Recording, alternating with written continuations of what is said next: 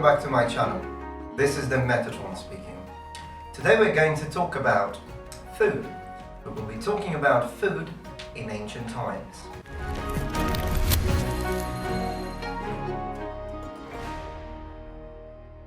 You see, in our day and age there are many kinds of food that we give for granted, things that we consider to be cheap, things that everyone can afford.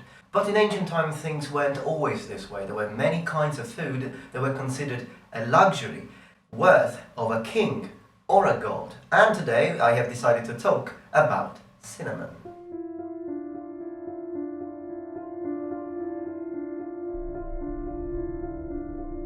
Now, cinnamon is a spice that is produced from the bark of a tree.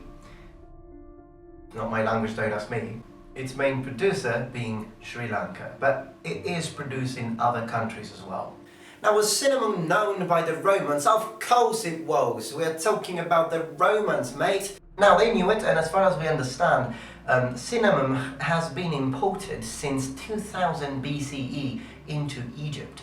And as Egyptians were using it as not only for food, but they were also using it as a perfume for offerings, for example, and burnings. Pliny even tells us that in Roman times and in Rome, it was considered a luxury, and as such, it was really expensive. He tells us that 1 Roman pound, or pondo, which would be equal to a modern third of a kilo, of cinnamon could cost as much as 300 denarii, which would be the amount of money that a normal person, a normal Roman citizen, would earn in 10 months.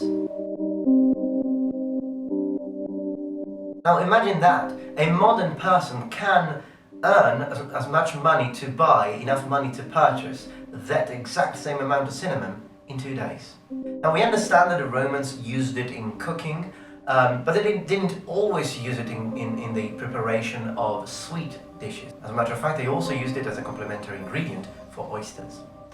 Yeah, oysters and cinnamon.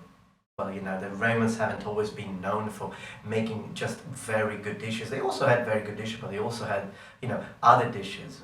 Garum.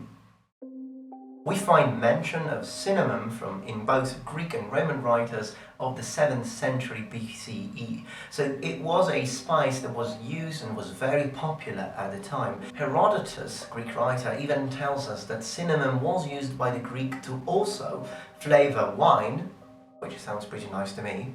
Should try that. And they believed it to be coming from Arabia. And they even believed that it was guarded by serpents.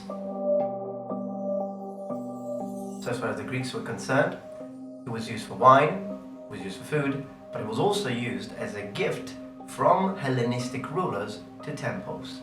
Another information that Roman writers tell us, to be specific again, Pliny, is that it was transported on the Mediterranean Sea by boats, and these boats were simply moved by the winds. And so basically the seafarers and these navigators didn't even have to use oars.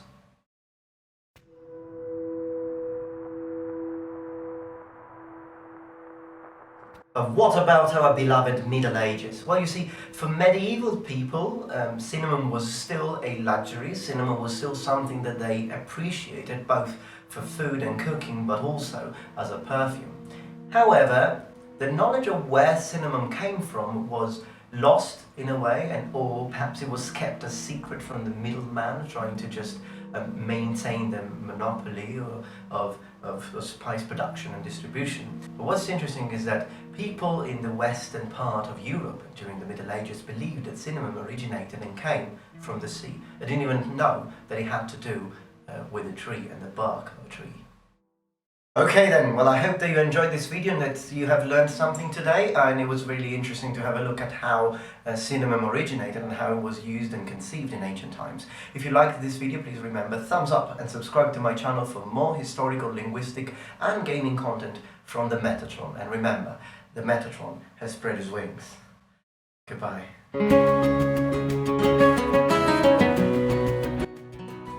It's cottage cheese. Good for gains, lots of proteins.